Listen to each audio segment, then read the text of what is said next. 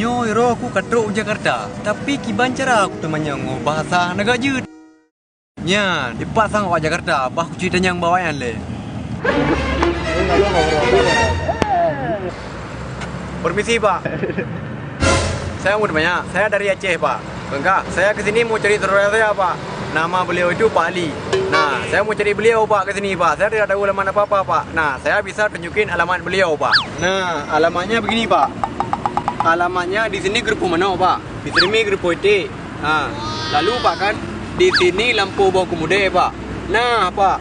Di sini rumah dia, Pak. Rumah Bapak Ali itu, Pak. Bapak tahu nggak kira-kira di mana rumah dia, Pak? Agak, apa lian le Jakarta, dak Jakartanya pi luar. Kah apa li te, apa li palak li. Kamu dah deh leh. Alah, ya Pak. Rupanya awak Aceh, aku pergi awak Jakarta. Yang depan, nak pegang depan je pun ada duduk lu. Nak pergi dengan ayah aku. Alah, hai.